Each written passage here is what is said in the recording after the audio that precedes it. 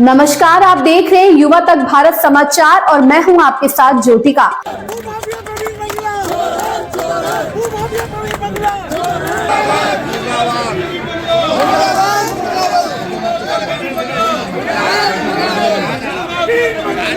Mobile tower के engineer के माथे पर तिलक लगाने से नाराज सपा नेता के भतीजे ने घर में बंधक बनाकर जमकर की मारपीट। सूत्रों के हवाले से बड़ी खबर।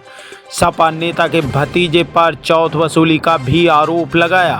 पीड़ित व्यक्ति के शरीर पर हैं चोट के निशान। पीड़ित की तहरीर पर पुलिस ने किया मुकदमा दर्ज। मुकदमा दर्ज होने के बावजूद भी सपा नेता का भतीजा लगातार पीड़ित को दे रहा है जान से मारने की धमकी। पीड़ित ने जिलाधिकारी कार्यालय पहुंचकर जिलाधिकारी से लगाई न्याय की गुहार।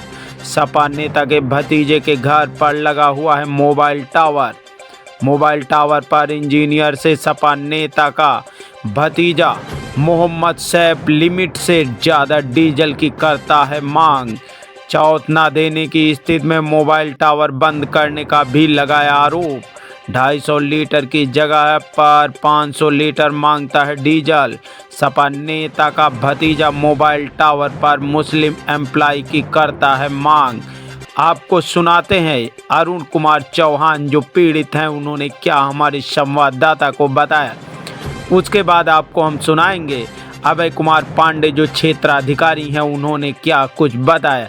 हमारे संवाददाता पहुंच चुके हैं संजीव गुप्ता। संजीव गुप्ता जी, क्या बता रहा है पीड़ित को किस तरीके से लोग परेशान कर रहे हैं? अरुण कुमार जो चौहान है उसको लेकर के क्या दिक्कतें आ रही? जो मोबाइल टावर है बताया जा रहा, उसको लेकर के जो सपा का नेता का भतीजा है वो पूरी तरह से उसे मार पीट रहा। क्या है कारण?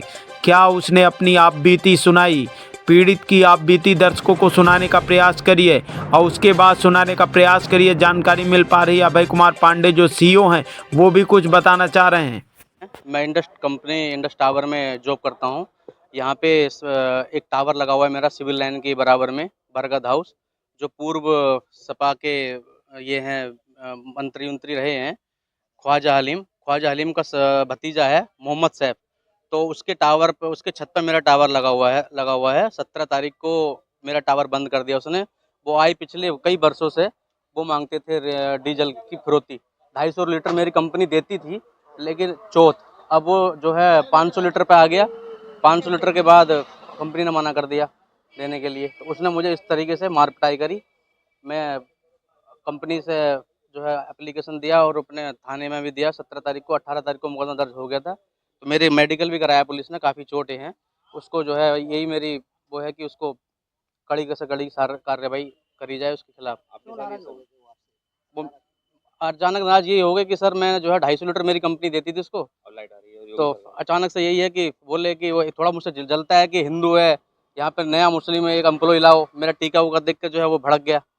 काफ़ी समय से चल रहा था, तो कंपनी ने यही चाहा कि हमारा नेटवर्क ध्वस्त ना हो। तो सर ये बातें मैं चाहता हूँ कि इसकी जो है कड़ी से कड़ी कार्रवाई हो। लाइट आ रही है योगी सरकार में, इस वजह से हो रहा है डीजल कम हो रहा है। हाँ, डीजल जो है वो मेरा जबरदस्ती छीनता है। वो मेरी जनरेटर की और लाइट की सप्लाई चोरी करता है। प्रति माह 250 लीटर डीजल देता हूँ कई वर्षों से, और 20,000 रुपये महीने का उसका मैं किराया भी देता हूँ, और वो भी देता हूँ जो उसका लाइट की वो पूरी कोठी चलाता है लाइट से। अब मैं जिला कार्यालय न्यायालय अपर जिलाधिकारी अलीगढ़ में मांग यही है कि इसके खिलाफ कड़ी से कड़ी कार्रवाई हो, गिरफ्तारी हो।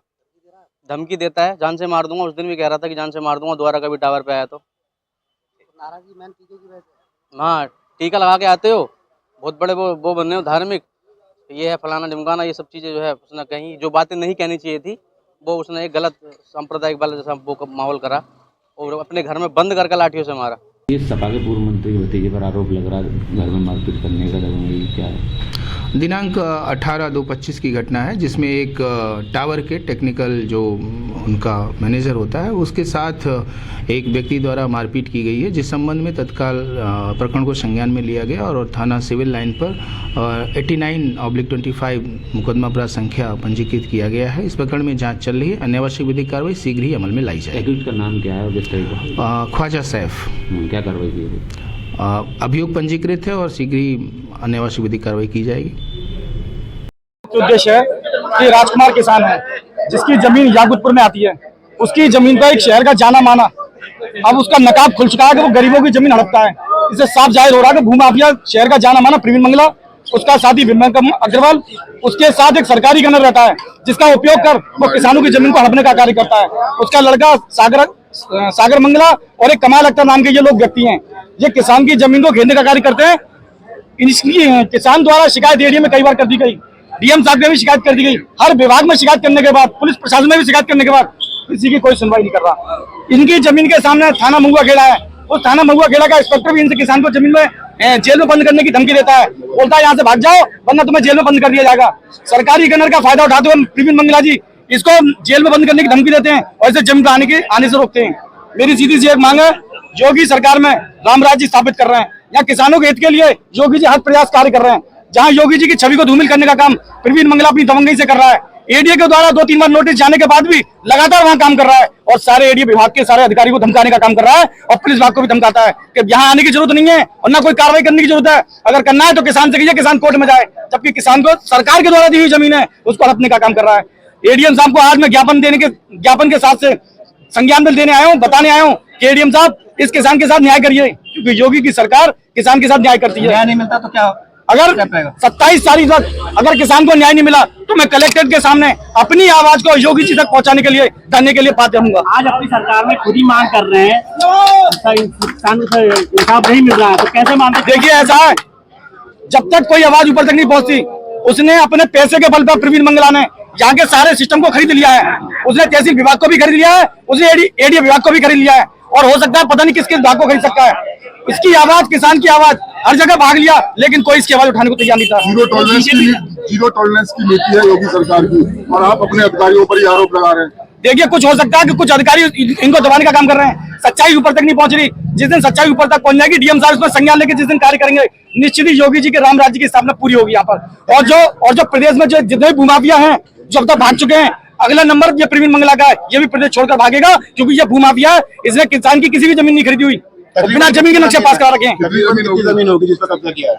इस किसान की जमीन 6 बीघा के लगभग जमीन है, ना जाने ऐसी कितनी जमीन है जिनको उसने बिना खरीदे बिना स्वामित्व स्थापित किए एडीए से फर्जी तरीके से नक्शा पास कराकर उसने कॉलोनी बना दी है। मेरा इसने आपकी जमीन को हड़प लिया, क्या बताओ? प्रवीण मंगला ने मेरी जमीन को छीन लिया, मुझसे कब्जा कर लिया। कब कराया कब्जा? ये अभी 1-1.5 महीने पहले और लगातार चल रहा है। अब सबके पास, सब अधिकारी के पास गया, मिले डीएम साहब के पास, एसडीएम पुलिस के पास। ये सरकार द्वारा पट्टा मिला था मुझे 2005 में सर। तो क्या जमीन होगी तकरीबन? मेरी जमीन पहले साहब ये और कुछ मांगना है 6 बीघा है सर।